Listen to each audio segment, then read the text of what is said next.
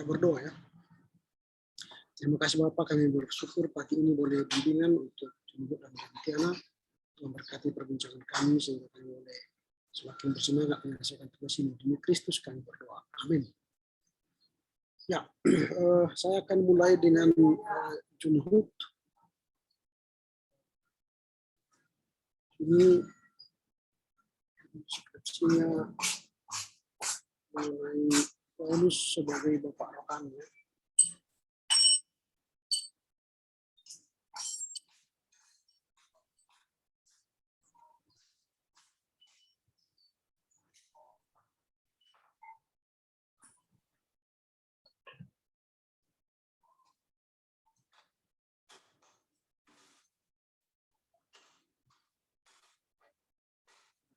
Di bab 1 sudah kita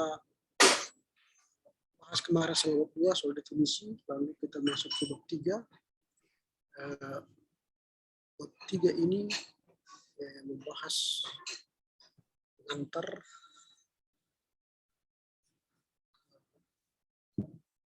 Injil. Seharusnya pengantar ini saya katakan dulu kemarin masuk di bab 2, tapi terserahlah. Kalau masuk ke bab 3 terserah. Tapi ini harus huruf Times New Roman, bukan Calibri, Cambria, ya, bukan Cambria. Jadi jangan diganti-ganti hurufnya. Cambria tidak kita gunakan untuk penulisan skripsi. Ini font 18. Saya sudah katakan setiap judul font 18, ini font 14. Supaya tetap ini dia, ya diingat, supaya jangan berulang-ulang kita membahas hal-hal sepele, menghabiskan energi. Oke, kita masuk pengantar 1 Korintus.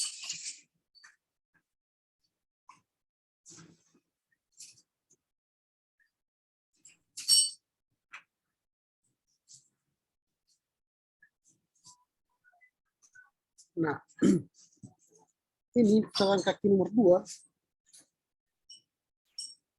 Tidak seperti ini cara menulisnya. Pasti ada nama penulis atau nama editor atau nama penyunting. Nanti dicari. Kalau tidak tahu usah, karena itu Alkitab. Kalau Alkitabnya tak usah dimasukkan semua. Tapi kalau ada catatan di dalam Alkitab itu, pasti ada nama penulis di suatu catatan itu. Itu dicari namanya. Sehingga jangan seperti ini. Setiap pertama itu harus nama penulis. Kalau tidak ada nama penulis, lebih baik tidak usah. Karena itu tidak sesuai dengan aturan kita. Ini 1 Korintus dipendekkan 1 Kor. Lalu ini harus konsekuen menggunakannya. Ini kegunakan 1 Romawi angka Arab. Lalu ini masih 1 Romawi angka Arab. Tetapi di sini kegunakan 1 Romawi angka Romawi. Jadi harus konsekuen. Mau pakai gini atau pakai gini. Ini di sini 1 Romawi, di sini buat 1 Romawi. Jadi tidak konsekuen. Harus konsekuen dia cara tulisannya.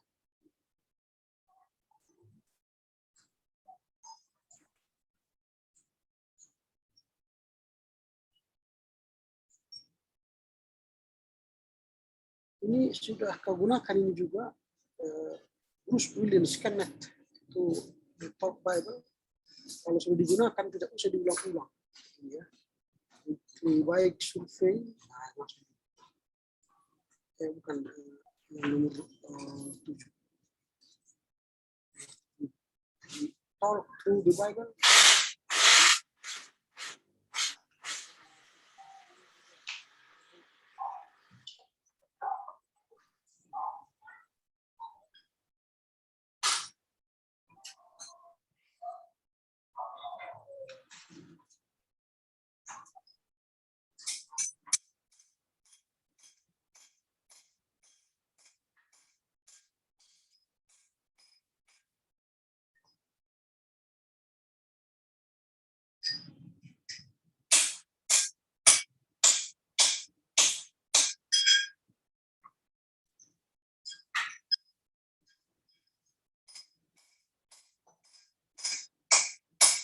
konsisten ya. Harus konsisten.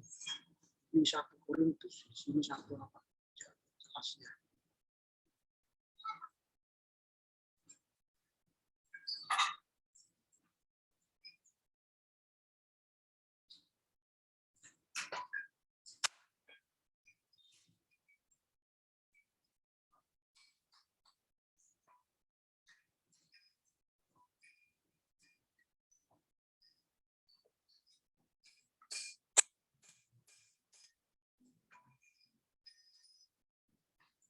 Yang saya bilang kemarin, kalau memang tetap dipertahankan di bab 3 ini itu di penafsiran apa namanya definisi ya, silakanlah.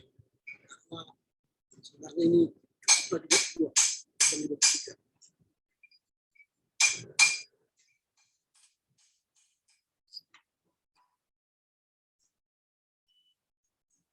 Ini harus konsekuen. Kalau huruf kecil, ini huruf kecil, maka ini pun harus huruf kecil. Saat.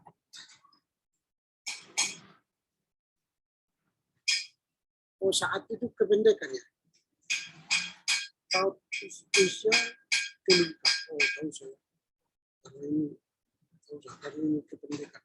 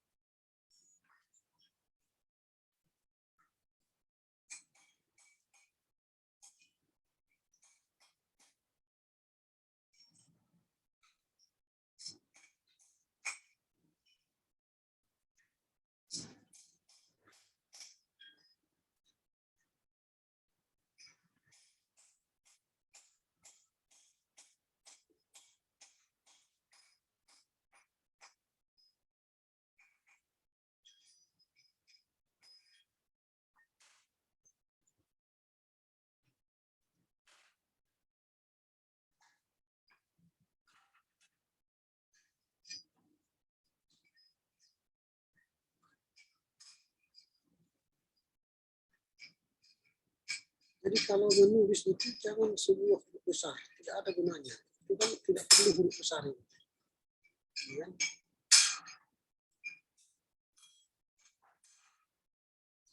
Tidak ada alasannya. Huruf besar itu kan ditulis kalau di awal kalimat nama kota, nama tempat, nama orang, itu kan judul buku, itu yang huruf besar.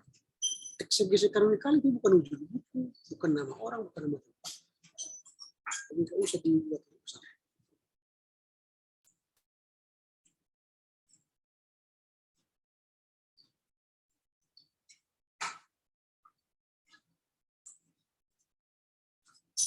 Nah, nomor 39 ini eksegesi kanonikal terhadap 1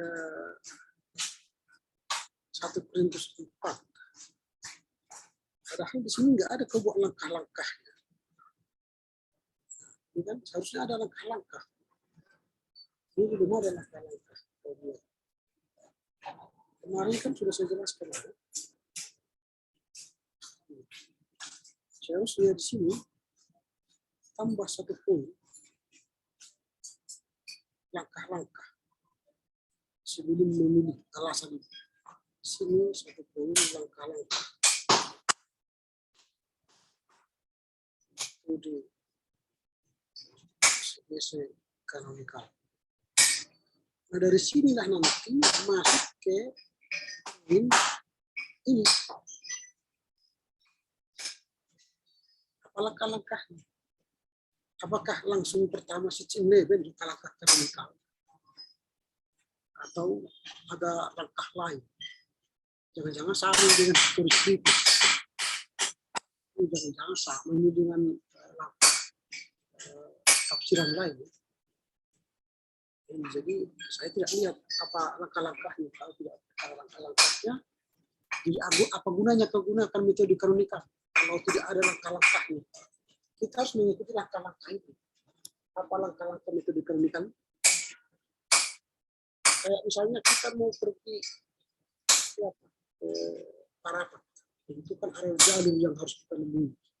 Bisa jalan melalui Siantar, bisa jalan melalui Aranggal, bisa jalan melalui Tele.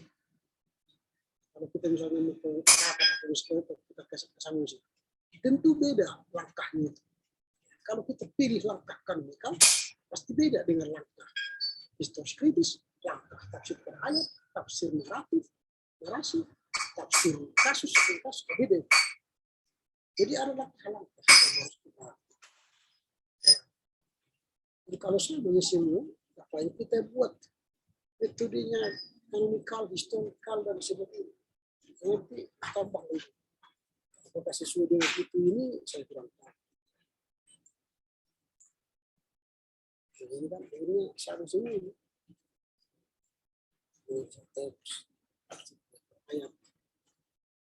Kalau boleh saya tunjukkan, mungkin ini juga sudah pernah saya share di grup kalian, apa langkah-langkah menafsir secara kanonikal, eksegese kanonikal. Ini sudah saya share ini pendekatannya. Ini langkah-langkahnya. Ini langkah-langkah untuk metode historis kritis, analisa, ini semua. Bersama dia, berarti ini yang pekerjaan ini sama dengan apa namanya? Sama dengan historis kritis.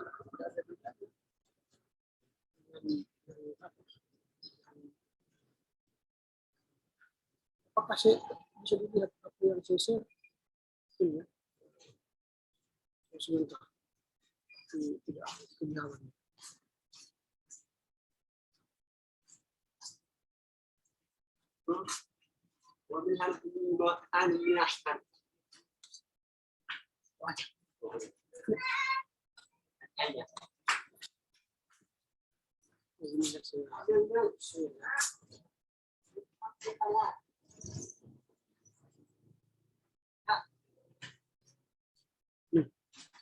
Ini kan langkah-langkah sebesar unik kan? Pertama ialah ini saya bikin karena saya bukan guru tafsir ya, tapi saya hanya baca. Ialah mengarahkan perhatian pada hubungan teks dengan pembaca. Kemudian kesejajaran kritik redaksi dengan penafsiran struktural. Teks tafsir adalah teks dan bentuk akhir. Maksudnya bentuk teks yang telah berstatus kanonik. Yang berstatus kanonik.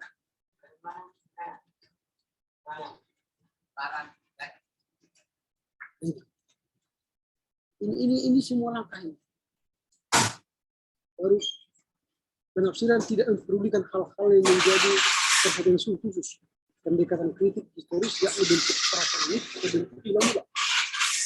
Pembacaan permukaan atas teks berbeda-beda tergantung pada umat beriman. Dengan mengkanonisasikan tulisan suci, baru dalam pendekatan kodikal penafsir menolak untuk membagi-bagi teks dalam bagian-bagian kecil. Ini kau lakukan kan tafsir kecil kan, teks ini ayat itu bagian. Pendekatan kritik kan bersifat teologis dan penafsir memusatkan perhatiannya atas teks, maksud teks bagi paguyuban yang mengkanonisasikannya. Jadi siapa yang mengkanonisasikan teks itu? Itulah yang harus kau gali. Itu langkah-langkah. Dan itu sudah saya share di grup. Nah, tapi hasilnya yang kau kasih sama saya sekarang tetap aja seperti yang normatif yang dikerjakan orang secara umum.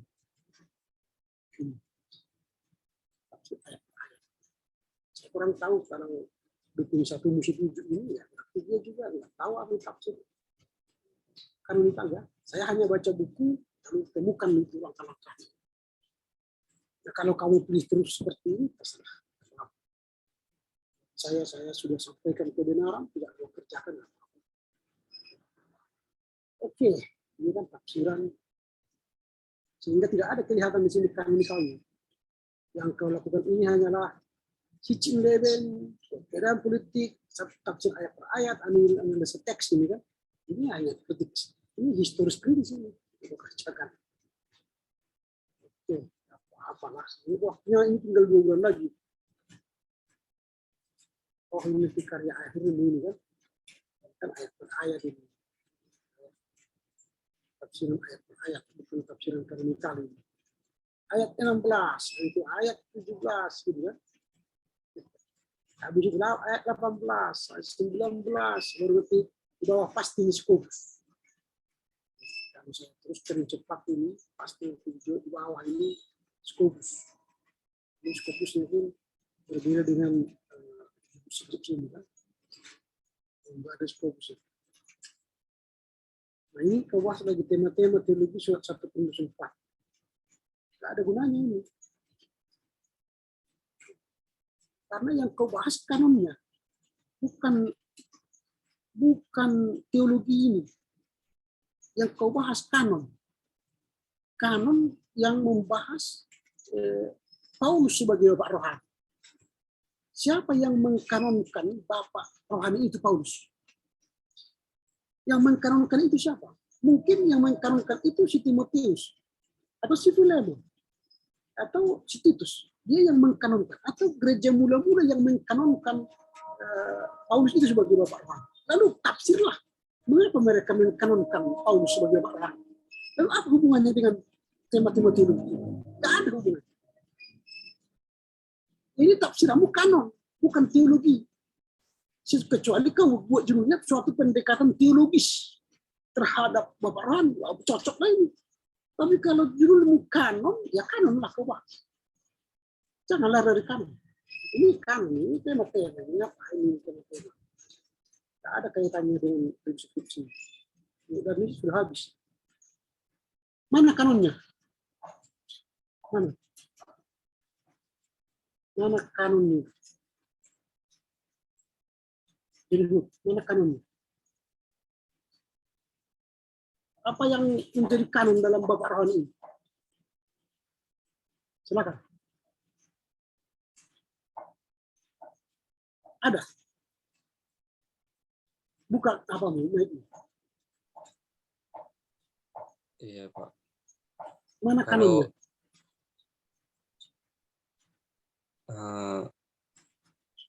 kanon yang saya buat itu, Pak, di dalam penafsiran itu ketika misalnya di dalam ayat 14 itu pertama saya cari dulu hubungan Bapak rohani itu, teks itu terhadap 1 Korintus, itu ayat sekitarnya sampai ke perjanjian lama gitu, Pak. Ya, apa kanonnya? Menurut penelitianmu, hasil pembacaanmu apa kanon itu? Kanon bapak rohani itu apa? Mana di sini? Kanon bapak rohani. Tidak ada kan? Mana ini? Di tafsiran ayat 14. Mana kanon itu? Tidak ada kan? Mana kanon ini? Habis. Ayat 15 ini. Tidak ada pembahasan tentang kanon bapak rohani. Kalau kau sebut tadi 14. Mana di sini kanon? Ngerti kanon kan? Apa definisi kanon?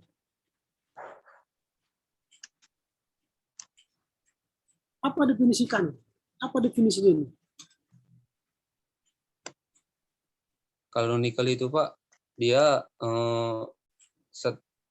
teks itu dibaca secara Alkitab seluruhan dia, Pak. Bukan, apa arti kanon? Saya bilang apa arti kanon?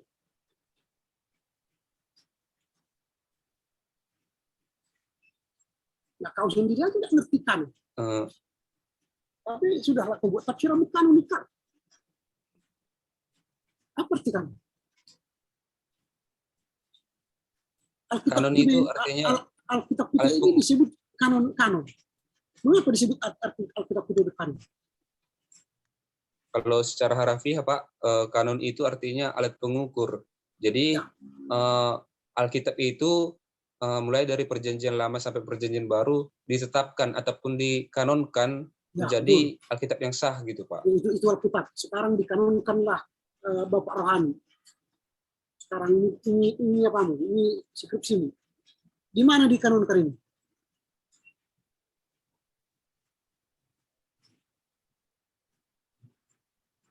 Di mana teksnya dikanonkan Paulus sebagai Bapak Rohani?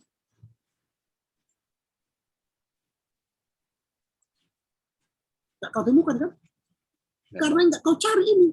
Ini yang perlu kau cari. Kau buat tafsiran kanonikal, bukan tafsir ayat per ayat, ayat 14, ayat 15, ayat 19, ayat 20, ayat 20. Bukan itu. Yang kau cari ini. Di mana dikanonkan ini? Bapak Rohani ini, si Paulus ini. Sejak kapan? Oleh siapa? Apa artinya mereka mengkanonkan Paulus? Lalu apa artinya itu sekarang begini? Bagi gereja. Itu yang hendak kau cari. Bukan tafsir ayat per ayat. Yang tidak jelas menentu ini. Tak apa ini. Apa gunanya ini? Ayat 14, ayat 15, ayat 17, ayat 18. Apa artinya itu? Bagi juru skripsi. Ada kawan. Yang hendak kau cari sekarang mengapa Paulus disebut kanon. Bapak Rohani. Itu. Kalau itu tidak kau cari, ya ini hanya ecek-ecek ini bang ini. Skripsimu ini. Kau cari mengapa Paulus itu disebut kanon. Ini kan, saya coba ini tunjukkan ya, yang harus kau jawab dalam pertanyaanmu dalam skripsimu ini. Saya tunjukkan sama kau. Jangan nanti main kau menulis skripsimu. Ini, kau baca enggak rumusan masalahmu ini? Ini, rumusan masalahmu. Rumusan masalah. Apakah yang dimaksud dengan Bapak Rohani? Bagaimana fungsi dari Bapak Rohani dalam jemaat? Bagaimana konsep Paulus sebagai Bapak Rohani dalam satu Korintus? Bagaimana seharusnya pendeta memahami fungsi sebagai Bapak Rohani? Kau jawab enggak ini? Kitab siramu di bab 3 ini. Ini loh kerjamu. Jadi jangan tulis di bab 1. Kalau enggak kerjakan di bab 3, di bab 4. Ini bukan skripsi. Jadi tak usah buat pertanyaan ini. Skripsimu kalau kamu nggak bisa jawab. Jangan jawab dengan tafsir ayat per ayat ini. Jawab. Apa yang dimaksud dengan Bapak Rohani? Bab 3. Bagaimana fungsi Bapak Rohani di jemaat? Bab 3. Bagaimana konsep Paulus dengan Rohani? Bab 3. Bagaimana seharusnya di bab 4? Jawab ini. Kalau nggak jawab, nggak selesai skripsinya.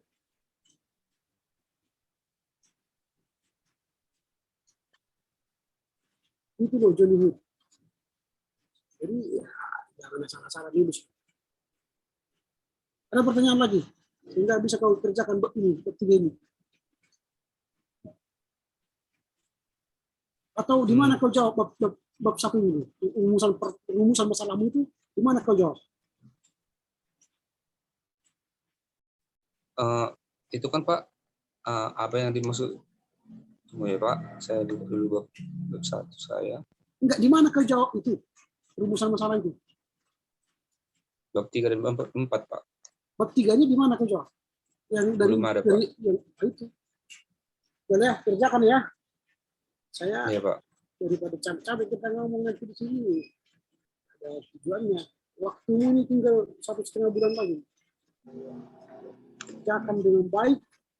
Tanya, makanya saya bilang kemarin di awal skripsi, pertanyaan penelitianmu itu, rumusan masalahmu itu, tempelkan di depan meja belajarmu. Itu yang kau jawab. Jangan cari jawab yang lain. Ya, Pak. Rumusan masalahmu tempel di depanmu. Tanya, Bapak Rohani Paulus itu sebagai orang di mana? Cari bukunya. Ikuti tafsir kanonikal. Jangan ayat per ayat, sitch in leben, analisa, kritik, teks. Itu tafsir historis itu. Bukan kanonikal. Makanya kalau kau pilih kanonikal, ikuti kanonikal. Kau pilih historis kritis, pilih kau. Kau pilih narasi, pilih narasi. Kerjakan sesuai dengan langkah-langkahnya. Ini skripsi kita di setiap medan ini, judulnya historis kritis, judulnya apa namanya tinjauan dogmatis, tinjauan apa lagi kanonikal. sama semua, langkah-langkahnya sama, tidak ada bedanya. Saya tidak mau sama, semoga berbeda lah seperti itu. Oke, ini harus saya kirim perbedaan sama kamu. Saya bisa kau pertimbangkan perbedaannya. Ya.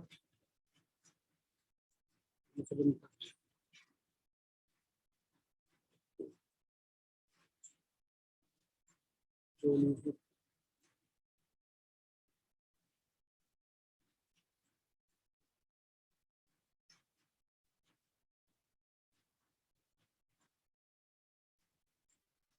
Nah, ini ada masuk kan? Udah masuk? Belum? Sudah, Pak. Nah, jadi kau boleh live dulu dari sini. Saya ini bimbingan khusus dengan lantiannya. Iya, Pak. Terima kasih ya, Pak. Ya.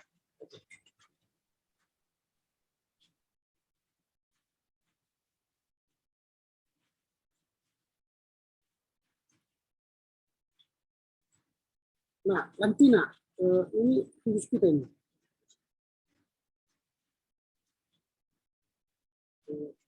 Iya, Pak. Bisa lihat share screen saya ini? Bisa, Pak. Oke. Yang pertama nanti ini sebentar. Ini harus font 18, ini font 14. Ya. Lalu tidak perlu huruf besar terhadap kata-kata sambung. Tidak perlu ini dalam juga tidak perlu huruf besar. Kepada juga tidak perlu huruf besar. Ini menurunkan huruf besar, perasaan huruf besar, huruf besar. Ini tidak perlu huruf besar. Nah, ya, baru nanti ganti ini karena bukan ini logo kita yang bagus. Jangan ada PH-nya. Hanya. Baru ini sekolah tinggi teologi, bukan teologi. Ini bukan jurusan, tapi prodi. Oh, prodi teologi. Iya, Pak. Ini jadi jangan teologi. Ini jadi 2023. Nah, ini juga harus font 18. Bab satunya bukan gitu, jadi bab satu harus besar semua. Jangan pakai angka Arab, pakai angka Romawi. Ini nanti font 14. Nah, apa persoalannya dengan skripsi ini? Saya mulai dari awal. Apa persoalan dengan Eka yang mengalami luka batin terhadap mertua? Apa yang menjadi persoalanmu di sini? Persoalannya tentang mertuanya, Pak, mengenai ekonomi, Pak. Apa persoalan mertuanya? Masalah mertuanya, suaminya nggak mau ngasih uang gitu, Pak. Suami siapa? Suami mertua Eka. Kepada siapa? Kepada siapa tidak mau mengasih uang? Kepada apa? Kepada istrinya, Pak. Lalu mengapa? Apa kaitannya dengan si Eka? Kaitannya kan, Pak, pelampiasan marah mertuanya ke Eka, Pak. Pelampias apa, Pak? Mengapa judulnya Eka yang mengalami luka batin terhadap mertua? Kan yang paling utama kan Eka yang dalam peran pertama, Pak. Makanya apa yang dilakukan mertuanya terhadap Eka? Yang dilakukan mertuanya, dia mau memukul gitu, Pak. Mengapa dipukul? Ya karena ada penyebab di dalam suatu masalah itu, Pak. Penyebabnya Ya kalau nggak dikasih uang dia langsung marah gitu, sikit-sikit marah gitu Pak. Siapa yang marah? Mertuanya kalau tidak dikasih uang. Mertua laki-laki. Apa Pak? Mertua laki-laki. Enggak, mertua perempuan Pak. Ibunya dari Aku bingung. suami. Saya masih bingung. Saya pelan-pelan ya. Pelan-pelan dulu saya mengerti judul ini. Supaya bisa kita selesaikan. Kita tolong kamu. Mertua si Eka ini, ya, mertua. Iya. Jadi mertua ini ada laki-laki, ada perempuan. Iya Pak. Ya, sebentar ini. Catat teleponnya. Halo, halo, halo.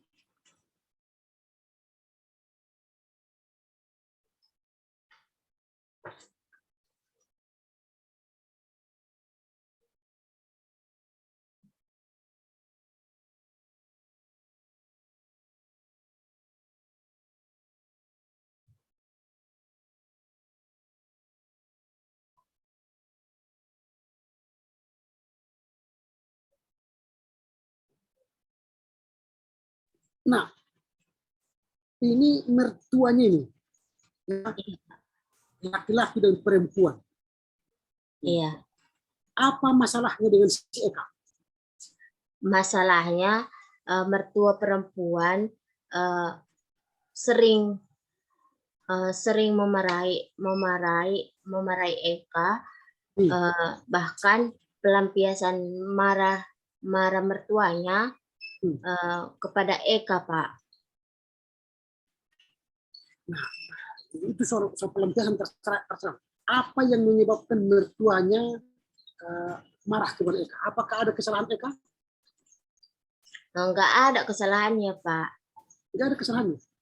Enggak ada, cuman karena enggak dikasih kasih uang, dia langsung marah kepada Siapa yang tidak dikasih uang? mertuanya. Mertua perempuan ini? Iya. Tidak dikasih mertua laki-lakinya uang? Iya Pak. Mertua laki-laki. Misalnya lah kan Pak. Mertua perempuan, saya ulang dulu. Mertua perempuan tidak terima uang dari suaminya. Iya. Lalu karena tidak diterima uang dari suaminya, dia marah kepada Eka. Iya, marah dia kepada menantunya Pak. Kenapa bisa begitu? Apa hubungannya mertua laki-laki dengan perempuan yang tidak kasih uang marah kepada Eka? Karena apakah mereka satu rumah? enggak satu rumah Pak, beda. Kalau tidak satu rumah ngapain dia marah? Kan karena anaknya itu yang ya satu yang kerja, jadi dia minta gimana itu jelaskan? Minta uang gitu Pak. Apa hubungannya lagi dengan anaknya lagi yang kerja? Kan anaknya ini kan anak pertama, jadi dia harus jadi tulang punggung buat keluarga. Makin bingung lagi saya. Tunggu. Anak pertama itu siapa? Suami Eka. Ini kan suami skripsi.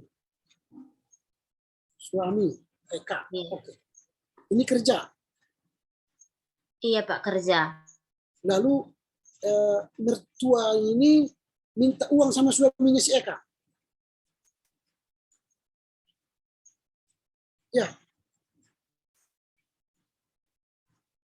Halo? Halo? Halo? Nantinya masih bersama saya.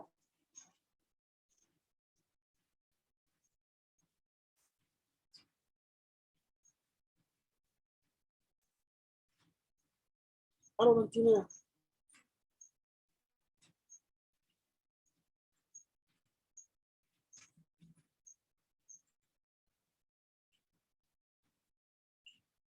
Halo?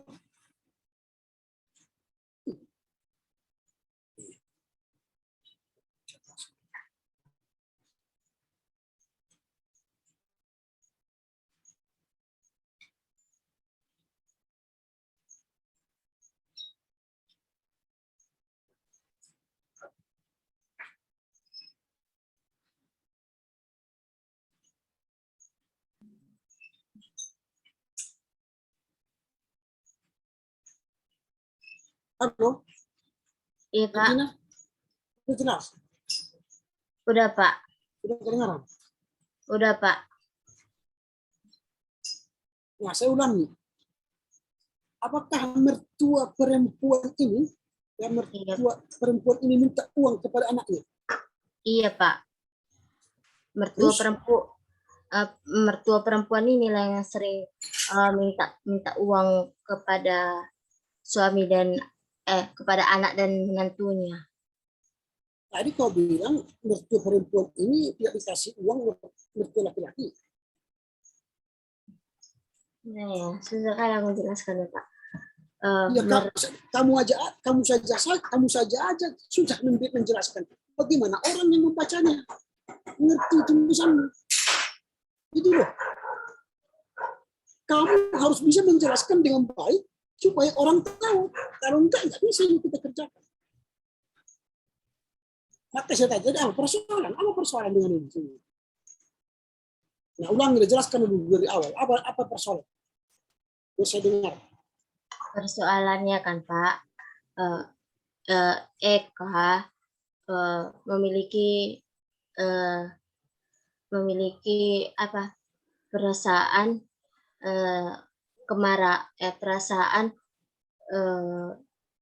perasaan marah terhadap mertua perempuan karena mertua perempuan ini sering meminta uang tanpa seizin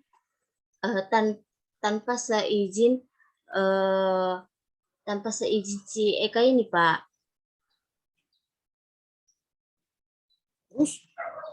Terus kalau tidak dikasih uang kepada mertuanya ini, marah mertua perempuan ini langsung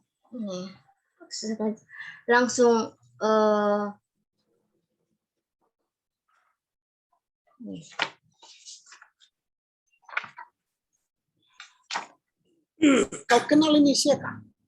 kenal Pak. Mertuanya kenal? Kenal Pak. Suaminya kenal? Kenal. Kenapa kau sulit menjelaskan? Itu di mana tempatnya? Di mana mereka itu? Orang itu tinggal di apa Pak? Di Danau Toba Pak. Terus, iya. Danau Toba itu luas. Ada Samosir, ada Parapat, ada Seberang-Borong, ada Karangkaul. Banyak. Danau Toba itu di mana? Di desa apa kemarin itu? Desa Kau nggak kenal mereka. Pernah berjumpa dengan mereka? kenal Pak sama si Ekanya? Sama mertuanya enggak? Enggak. Berapa kali ke rumahnya? Apa Pak? Berapa kali kau ke rumah si Eka? Udah 2 kali Pak. 2 kali? Selama menulis skripsi 2 kali? Iya Pak, kemarin. Lalu kau berani menulis skripsi dengan 2 kali pertemuan? Enggak Pak. Jangan. Pertemuan saya menolongmu. Susah kita maju. Kau menulis skripsi sesuatu yang kau tidak tahu apa persoalannya. Tidak tahu kau mengerti apa persoalannya. Lalu kau tulis skripsi tentang sesuatu yang tidak kau tahu. Gimana kita mau bekerja? Ya nggak bisa, Eka. Ini waktumu sedikit. Ini terakhir.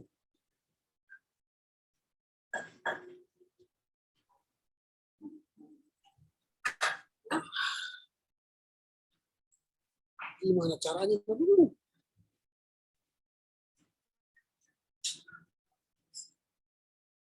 Kau sendiri pun tak ngerti persoalan mereka. Kau sendiri pun 2 kali bertemu dengan mereka. Lalu gimana nih? 2 bulan lagi kita sudah selesai. Kau sudah perpanjangan sekali. Habis itu nanti kau akan diganti judul lagi. Kalau masih sempat. Wow.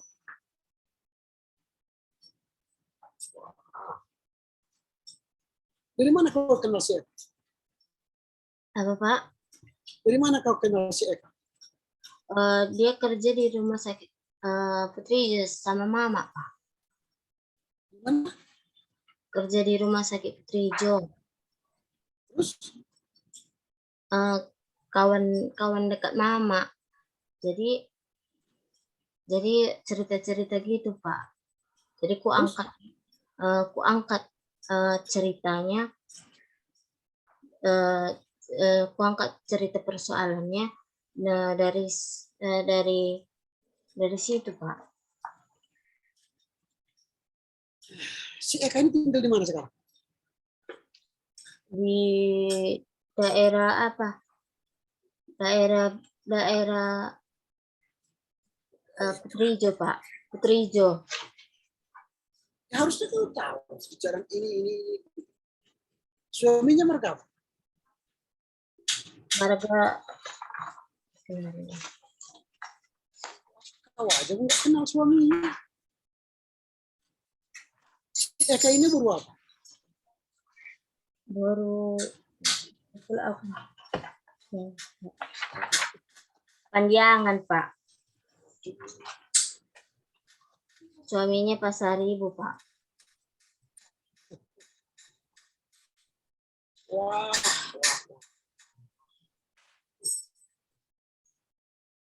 Ngerti nggak kau pendampingan pastoral?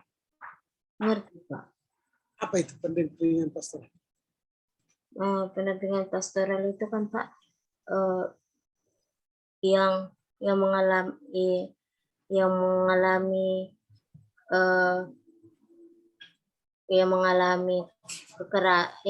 kekerasan. Apa itu pendampingan pastoral?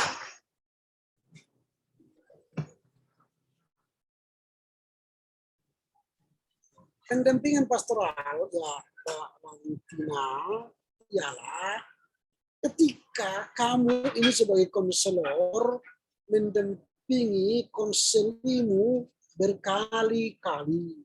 Kau udah kunjungi dia berkali-kali, sudah tahu masalahnya, sudah tahu persoalannya, lalu kamu sebagai seorang rohaniwan sudah tahu kemana arahnya, membimbing dia, mengarahkan dia, gitu.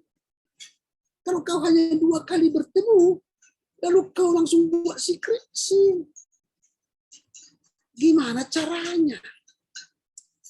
Kau aja tidak kenal siapa ini, si Eka ini. Mertuanya pun tidak kau kenal. Jangan-jangan tadi ke rumah mertuanya pun kau nggak pernah. Bahkan mungkin ke rumah si Eka ini nggak pernah kau. Pernah kau ke rumah si Lantina? Pernah.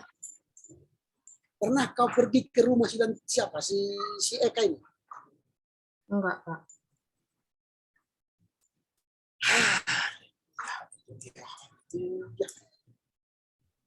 Kau pernah berjumpa dengan suaminya? Suaminya udah meninggal Pak. Jadi nggak pernah jumpa. Jadi bagaimana kau bilang tadi mertuanya minta uang sama suaminya, sama anaknya? Gimana caranya udah meninggal? Karena dia menceritakan masalahnya. Haleluya.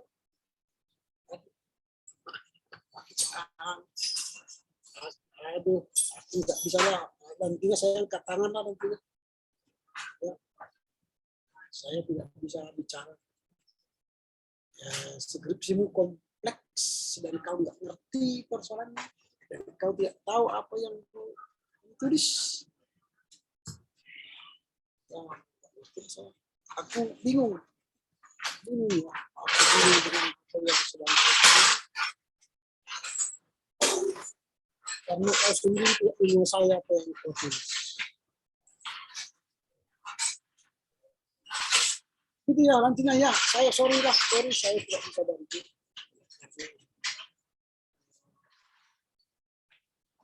tahu sendiri yang saya materi. Maaf ya, lanjutnya ya. Iya, Pak. Nah, silakanlah dulu les ini apa namanya ini. Saya karena saya mau bimbingan lagi dengan yang lain ini. Oke, Pak. Ya, maaf ya. Salam buat ibu ya.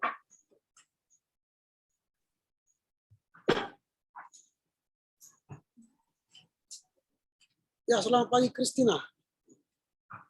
Selamat pagi, Pak. Nah, Kristina ini kan masih memberikan perbaikan bab 1 bab 2 kan? Bab 3-nya sudah saya kirim juga, Pak. Kapan itu? Dianya yang tunggu ya, Pak, saya lihat di WA, Pak. Ini bab 1. Oh, ini sudah ada bab 3. Sebentar, saya Kristina.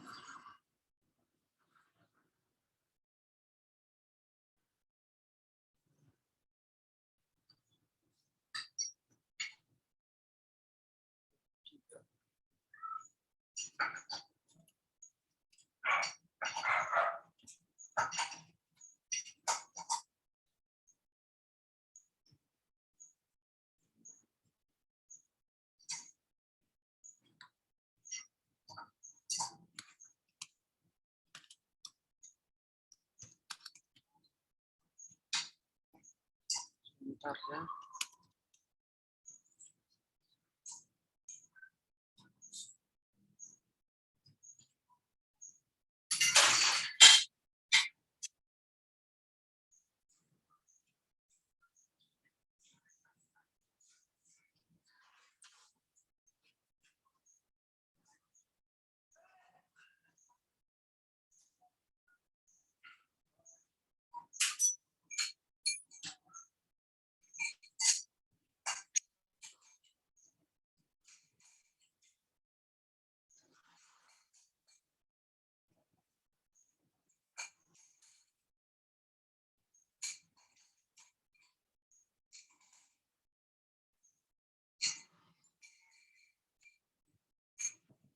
Oke, ini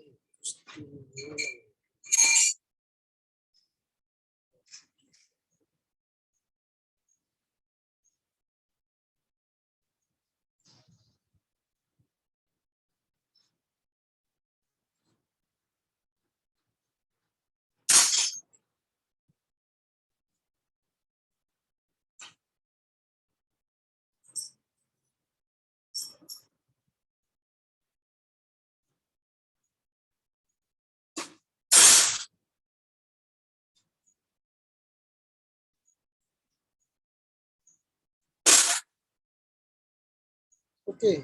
Udah lihat apanya, Kristina? Oke, Pak. Sudah lihat apa namanya slide-nya? Nah, jadi ini tetap harus font 18 ya. Semua. Maaf, Pak, itu tidak punya saya, Pak. Oh, sebentar. Ini punya, bukan punyamu. Sorry. Salah, ini salah. Sebentar.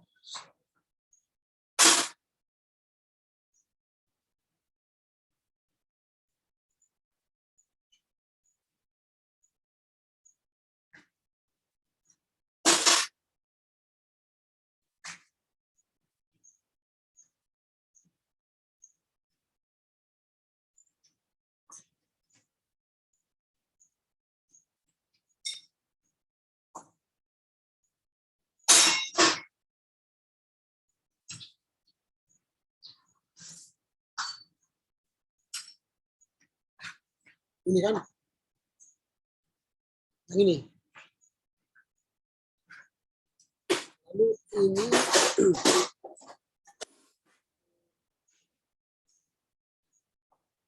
harus kau pakai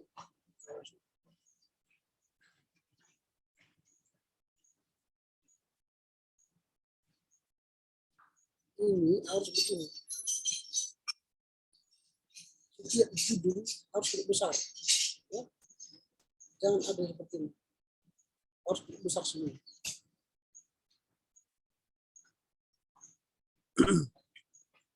Dan setiap judul itu harus juga font 18.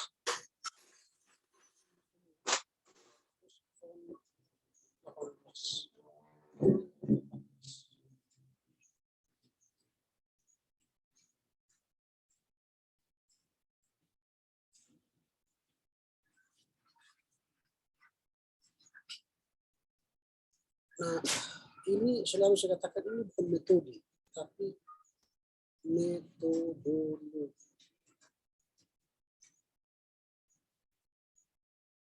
Dan sebenarnya di sini tidak perlu lagi kau buat definisi. Di sini bukan lagi definisi,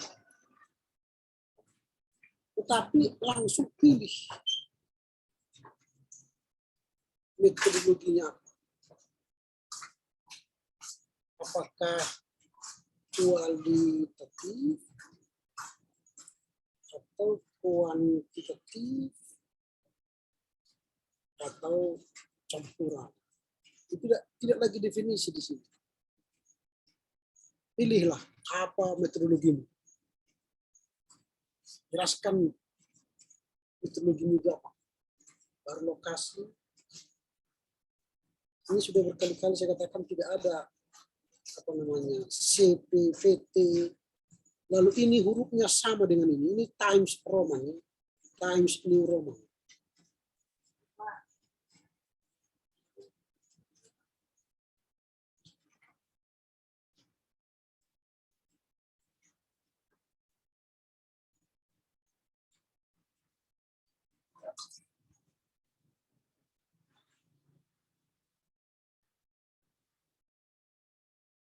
Jadi kalau kalimat awal tidak boleh yang.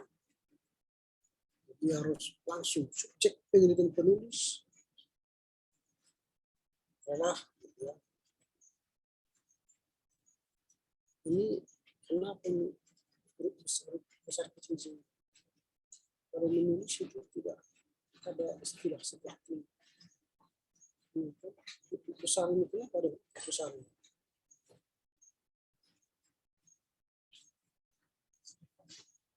SMP.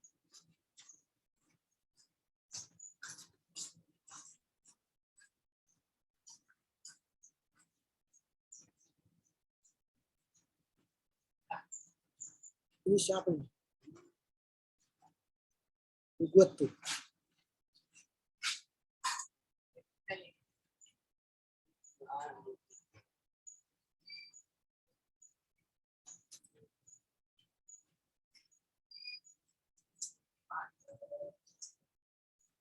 Kalau mau pakai tanggal ini, berarti ini buat sini bulan, baru di sini tahun, gitu.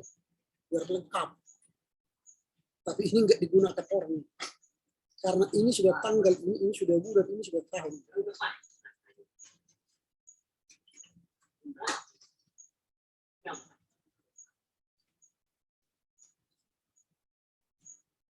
Nah, kalau sudah kau singkat HKI, ini seterusnya digunakan HKI. Jangan lagi dipanjangkan.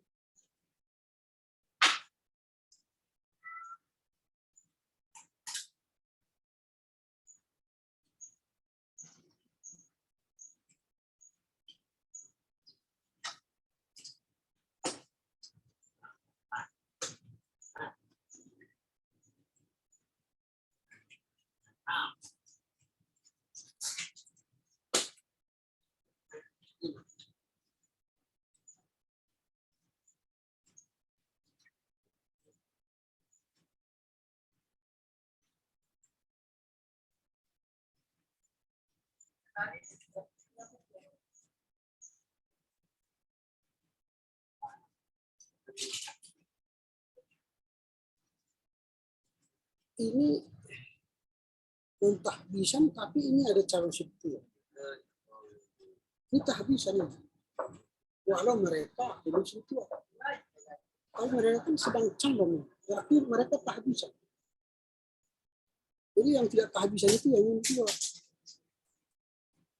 Calon sintua itu kan tinggal penetapan. Ini sudah tahbisan. Tidak usah mentahbisan calon sintua nggak bisa. Ini BPKJ ini maksudnya apa? Harus ditulis. Kalau singkatan dia harus ditulis.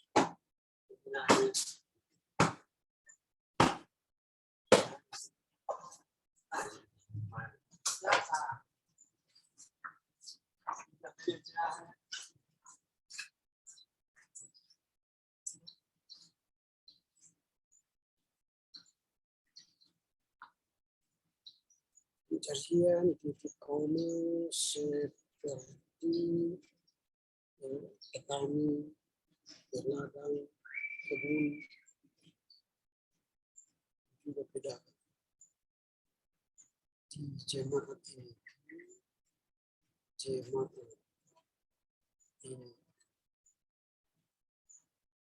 saya buat.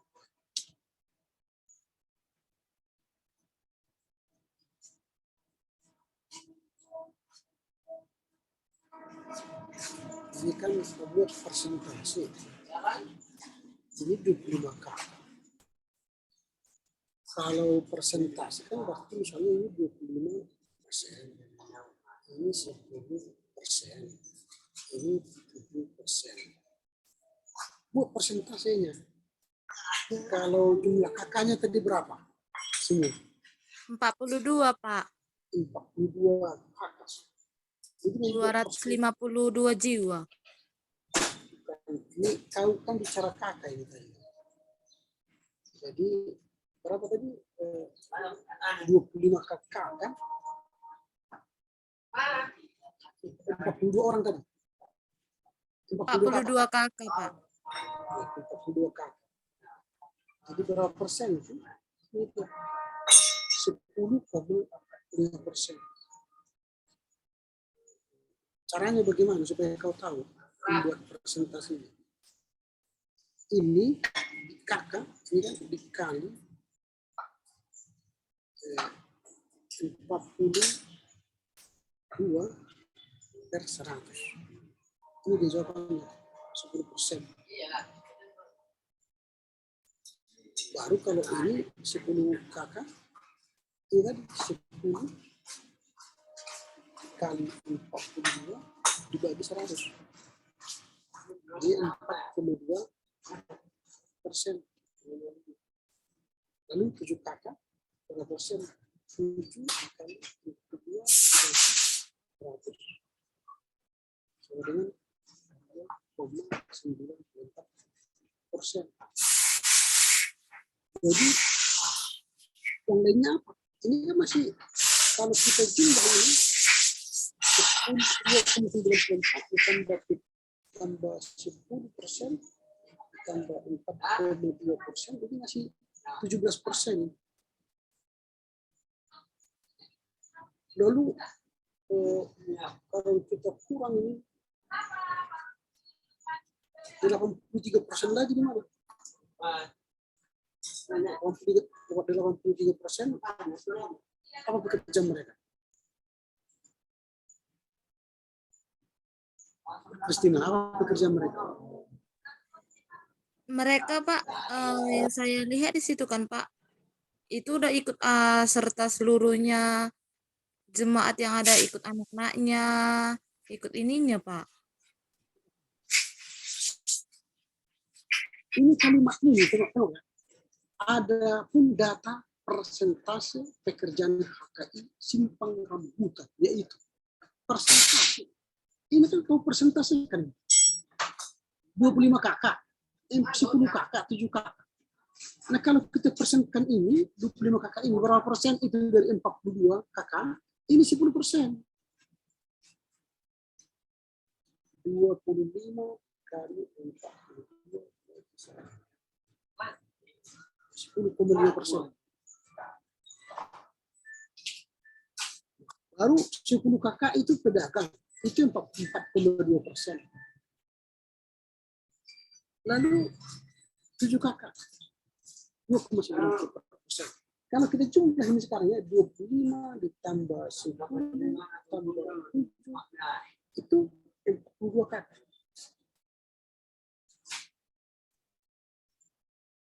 Nah, artinya coba nanti cari presentasinya. Ini mungkin salah persentase itu. Ini kita cari dari menghitung persentase.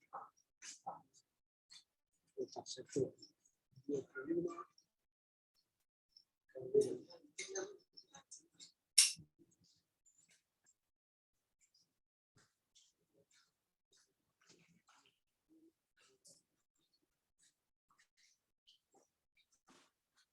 Oh iya, salah saya terbaik saya bilang. 25 ini kan presentasinya kan kali 100 berarti 40. Ini 59 kalau 10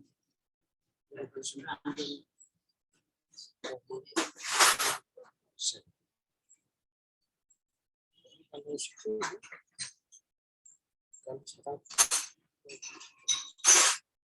ini 23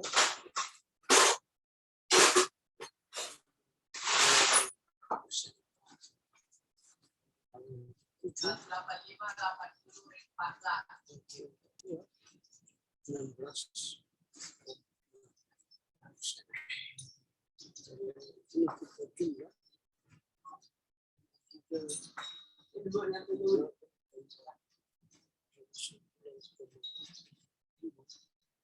16. Jadi ini yang pas persentasenya.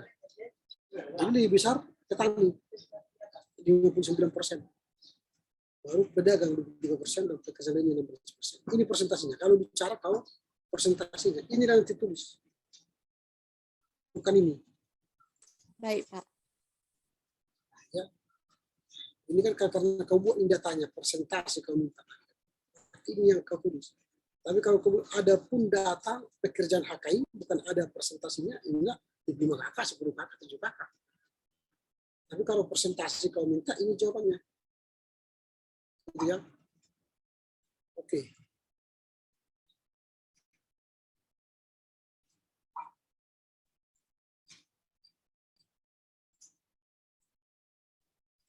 Ini apa kaitannya? Nggak usah ini. Ini nggak ada hubungannya dengan skripsi ini.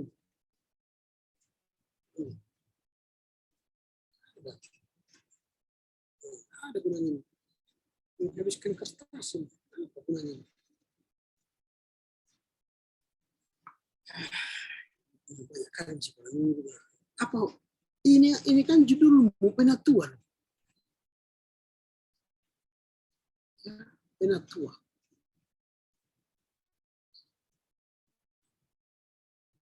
Mana ini? Ya, Penatua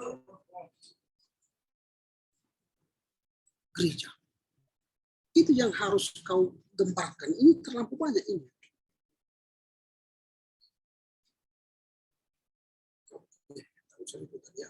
Yang ini aja.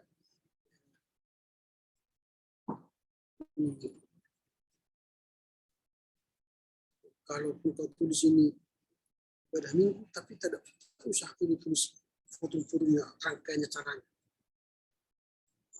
Minggu, kemudian sampel. Ya, langsung sampel.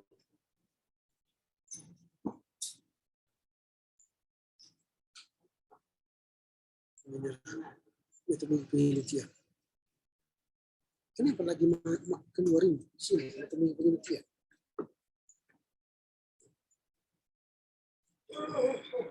Balik ya.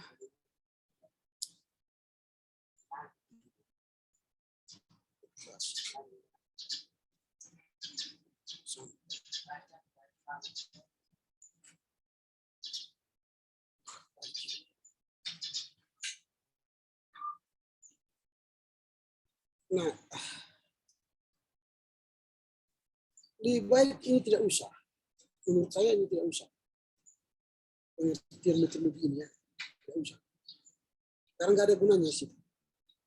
Langsung aja ini 31 lokasi penelitian. Baru subjek penelitian. Subjek ini tabel penelitian. Subjek penelitian. Ini nanti sudah masuk dia ke sampel ini. subjek ya HKI, tapi jangan sebut nama ini, karena nanti sampel. Ini sudah menjadi sampel. Pindahkan aja ke bawah nanti. Nama-nama. Ini gambar umum, oke. Gambar umum. Untuk ibadah. Kita dicoret. Baru masuk ke metodologi tadi ya.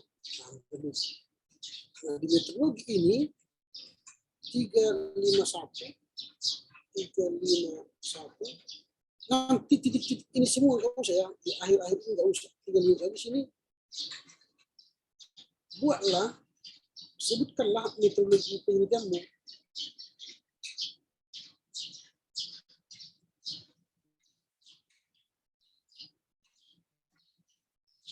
Sebutkanlah nanti apakah kualitatif, kuantitatif, pilihlah. Baru masuk populasi, ya, baru masuk sampel. Sampel tadi, itu tadi tabel yang di atas. Nama-nama itu. Jadi tak usah lagi berdefinisi di sini, populasi. Populasi adalah, tidak usah. Tidak usah lagi berdefinisi. Nah, sampel tadi, populasi tadi, sebutkanlah jemaat HKI.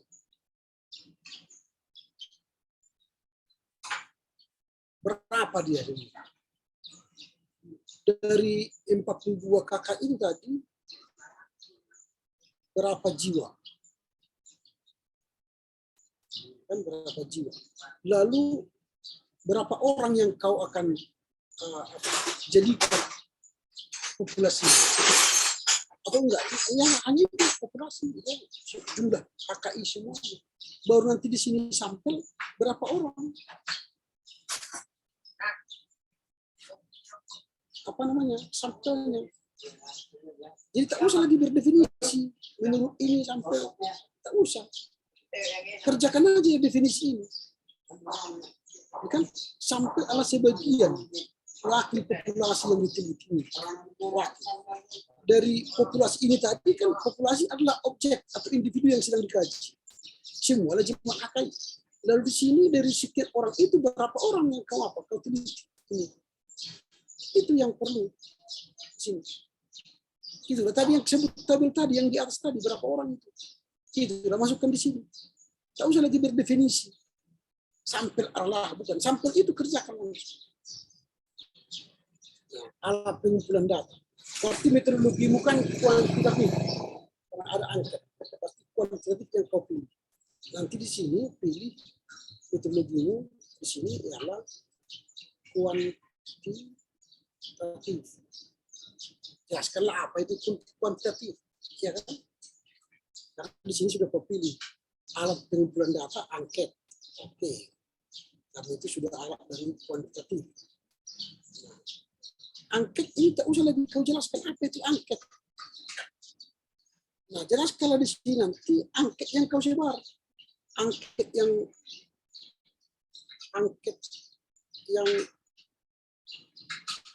disebar terdiri dari beberapa pertanyaan. Apa? Pokoknya jelaskan angketmu di sini. Apa pertanyaanmu? Apa variabel yang akan kau tanyakan? Nah, di sini angket ini.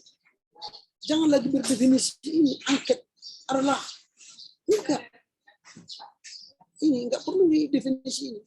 Yang perlu kau sebutkan ialah angketmu itu terdiri dari berapa variabel. Apakah 4 variabel, 5 variabel, 6 variabel, lalu setiap variabel berapa pertanyaannya. Nah, itu yang kau tulis di sini. Baru pengamatan observasi. Pengamatan observasi ini juga jangan sebut definisinya. Kamu yang akan keluar. Dalam skripsi ini saya akan mengamati dan mengobservasi objek yang saya teliti. Saya pergi ke HKI Simpang Rambutan, saya berbicara dengan orang jemaat-jemaat dan penetua-penetua yang saya teliti. Nah itu, kau sebutkan pekerjaanmu, pengamatanmu di sana. Jangan lagi berdefinisi. Baru penentuan skor. Ini hasilnya.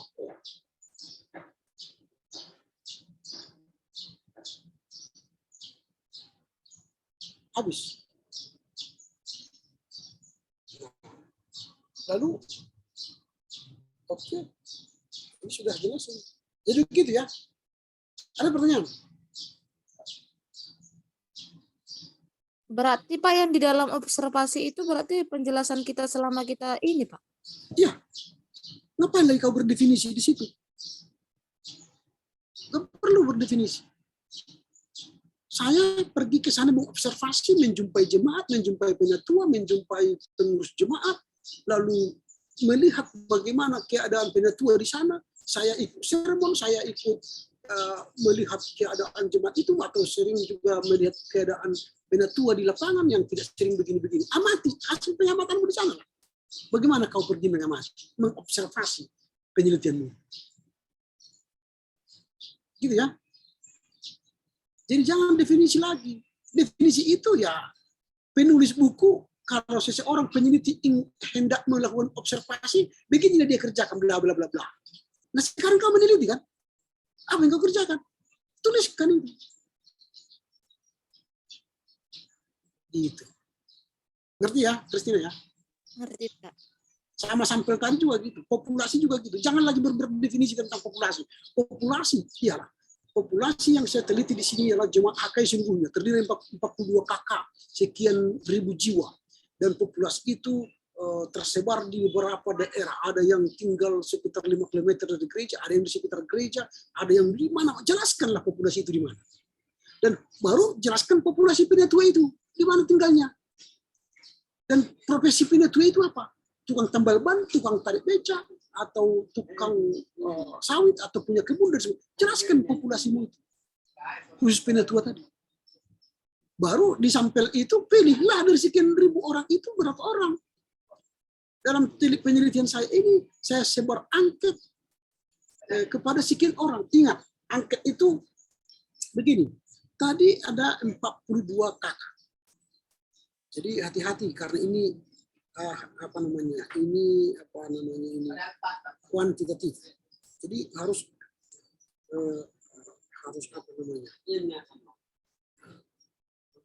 kan kuantitatif definisinya kan makin banyak makin benar. Ya kan? Jadi dari 42 kakak, kalau kau pilih dia sampelmu minimal ini 60% dari jumlah kakak. Berarti kalau kita buat 60% dari jumlah kakak, ya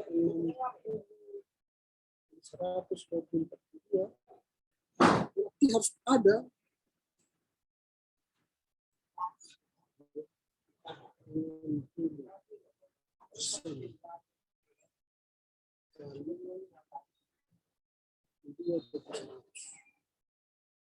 Harus ada minimal 26 kakak yang harus kau sebar angket. Ini 60% supaya benar. Kalau kau kasih angket itu kepada 20 kakak, 20 kakak ini, 20 dan 40 ke 100.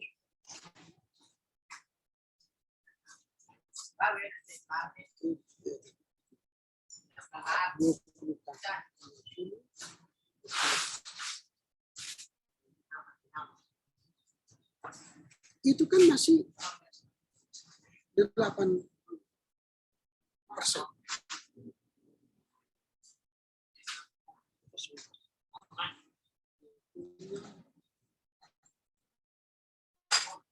Itu kan masih sekitar 47%. Ini tidak benar.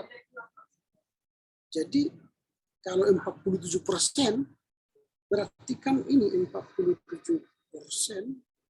lebih kecil dari 53%. Berarti tidak kebenaran. Skripsi tidak benar. Tapi kalau kau meneliti, memberi 26 kakak angket itu, berarti kau kan mencapai 60%. Maka dia lebih besar dari 40%. Maka penelitianmu benar. Karena ini kuantitatif. Makin banyak, makin benar. Karena ini 47 kakak, 47% berarti tidak benar. Maka di jumlah populasi itu nanti disampel tadi harus lebih dari 60% kau sebar. Berarti minimal Tapi kan dia Pak, di sana kan dia 42 kakak, tapi dianya di situ jiwanya 252 jiwa, Pak. Nah, kalau kau main dari jiwa, 200 berapa? 252, Pak. 252. Kali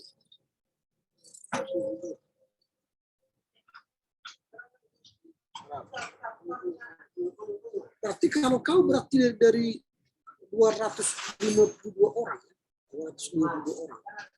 Nah, kalau kau melakukan penelitian kuantitatif ya, berarti 60%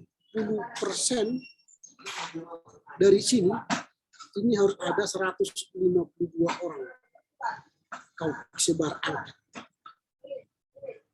Minimal 152 angket kau sebar kepada seluruh mereka, baik sekolah minggu, baik naposo, baik pemuda, orang tua, majelis, 152 orang angket. Baru penelitianmu benar. Kalau tidak, nggak benar penelitianmu. Padahal tadi yang kau buat nama-nama itu sedikit itu. Nggak ada 152 orang. Kalau hanya 15 orang, itu bukan kuantitatif. Itu kualitatif. Berarti lebih baik kau buat wawancara. Jangan kuantitatif. Kalau angket minimal ada, kau sebarkan 152 orang angket. Baru penelitianmu benarlah itu kuantitatif. Kalau hanya 15 orang, ini bukan kuantitatif. Itu karena kualitatif. Ngerti ya?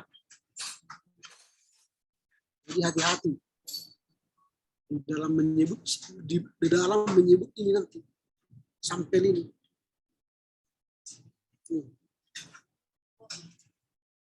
Angket disebar berapa ini kan? Ini kan hanya 15 orang kau buat ini kan? Kalau 15 orang ini bukan kuantitatif, ini kualitatif ini. Hati-hati. Oke ya. Ada lagi pertanyaan? Tidak, Pak. Oke, ini saya kirim sama kau ya. Baik, Pak.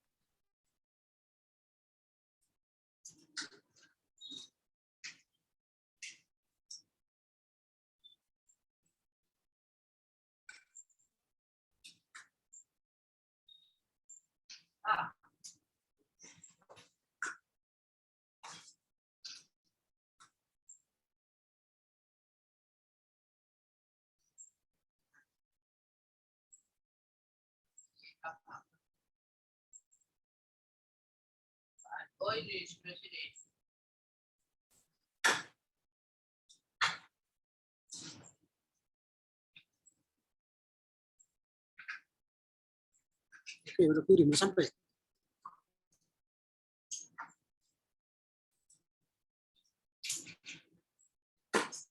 Udah.